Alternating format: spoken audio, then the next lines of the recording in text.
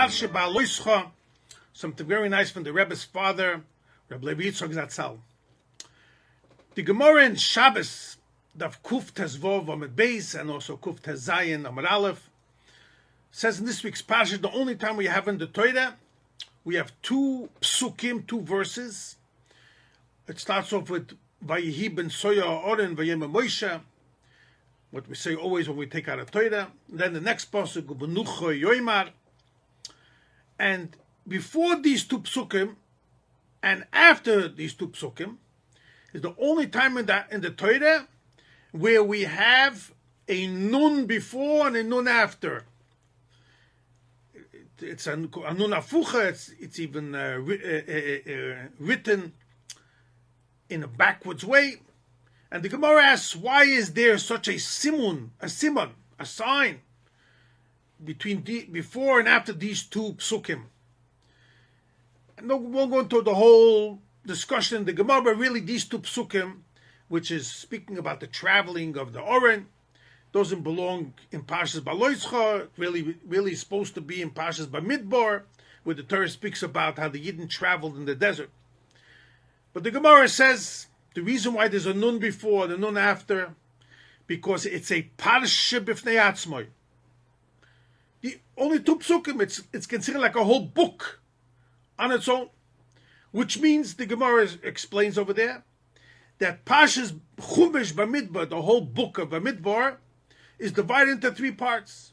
You have from the beginning of Bamidbar till this nun over here in Parshas בהעלותך is one sefer. These two psukim is another sefer on its own, only two psukim. And from afterwards, it starts Vayihi, the next parsha till the end of Bamidbar is considered a sefer, a book b'fnei atzmai. So Bamidbar has three svarim. If that's the case, in total, how many svarim, how many books do we have of Torah? It comes out 7. Bereshis, Shmois, Vayikra, 3 of Bamidbar, as we just said, that's 6, and Devorim is 7. Explains Rabbi Yitzchok, what's the reason why the Torah has 7 Svarim?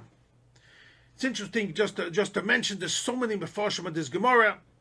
The Bali HaToises, the Banei Roza, he says if you look good, a hint that it's a Sefer B'fnei Atzmai. The Pasuk Vayihi ben Soya has 12 words, and also the last pasuk of the Torah, Ulachil Yada Chazaka, also has 12 words. The second pasuk of Benucho Yoimar has 7 words, corresponding to the first letter, the first pasuk of Bereshis. To tell you, just like Devorim finishes a book, Bereshis starts a book, also these two psukim, exactly the same number, it's a Sefer B'fnei Atzmai. So there are 7 Sforim. What's the reason? Now it seems like from the words of Rabbi Yitzchok, he learns like the Tzemach Tzedek, and also our Rebbe spoke about this in great detail in Parsha, in the Shabbos בהעלותך, in the year of Tovshin Nun Aleph Tinosei, and it seems like they learned the same style, but the Rebbe's father has a few interesting remozim which I will share. And in general, there are 5 books of, as you know, 5 books of Moses, Bereshis, Shmois, Vayikra, Bamidbar, and Dvarim, and then the Gemara says, but really there's 7.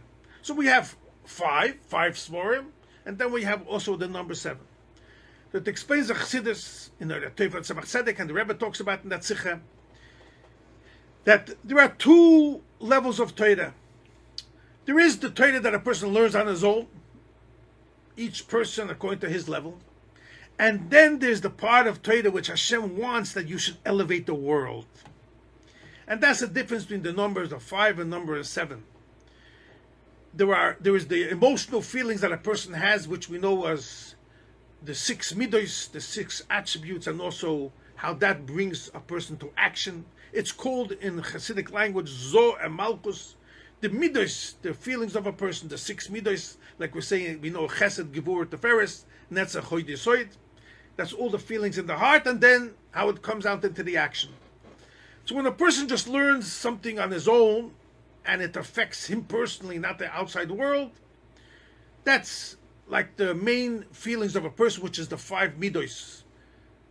But when it comes out into the action, that's also when you have Yesoid and Malchus. That's when you have a total of 7. So there are 2 levels in Torah. One is, it affects me personally, and one, how I relate and I affect the world. And here comes Rabbi Levi says something so beautiful. We know that Avram, Yitzchok, and Yaakov divide. Each one has their unique mission. Avram knows Midas HaChesed, and that's Midas Chasodim, Stocker, doing kindness, mitzvahs in general. Yitzchok is Midas HaGvura. That's the passion that a person has, his fiery love to Hashem, and that expresses itself in tefillah and davening, where a person yearns and wants to come closer to Hashem. And then Yaakov goes on Torah, like we say in our Torah Tziva Lona Moshe, Merosha Kehilas Yaakov. Yaakov goes on Torah, and here brings down Rabbi Yitzchok. Yaakov adds up to 7 times the name of Hashem. Hashem is 26. 26 times 7 is 182. That's the gematria of Yaakov. So in his name, Yaakov says, my mishman tell you, Torah is what? The number 7. Take that Torah that you learned and affect and elevate the world. That is my goal. And this is what the Rebbe also explains many times in Chassidus, that Avram and Yitzchok mainly were brought up in Israel, but Yaakov was the one who went out to Choron. And over there he brought up his family to show you that the avodah from Yaakov is to elevate the outside world. And that's symbolized with the number 7. Continues Rabbi Levi Yitzchok, this is the hint also that we spoke many times in the end of Parshas Vayishlach. If you will look, there are 7 kings, it says over there, from the Malchi Edom, from the nations of the world. And the Zohar brings down, if you look in those kings over there, number 1, it doesn't say they had a wife. And number 2, it says they all died, one after another.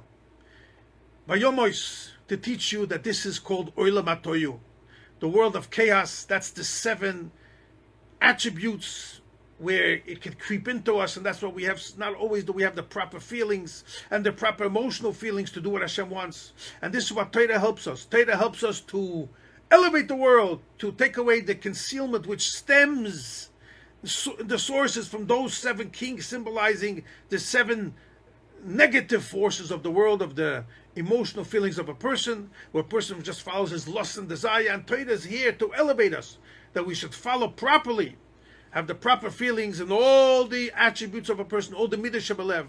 And just to conclude, this is what the Gemara says in Mesichta Brachos, Nafnun Ches Amar Aleph. The Gemara says, "V'hateferes, beauty, Hateferes, beauty. This is Matan Torah. Matan Torah, Hashem gave us beauty.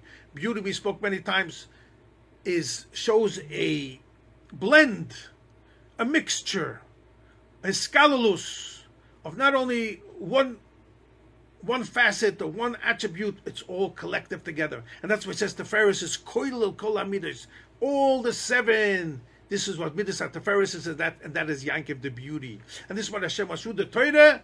We have the ability to elevate the world, and that's why it's hinted in number 7, and that's why there are 7 svarim to tell you that our job is to elevate the world, to conquer and to refine the world, not to follow in the 7 kings of Toyu from the chaos world. And also this is why Yaakov wanted to bring godliness, Havaya. That's why his name is 7 times Hashem, and that's why he's the true Teferes, the true beauty, and that's why Torah is beauty, and that's why there are 7 Svarim in the Torah.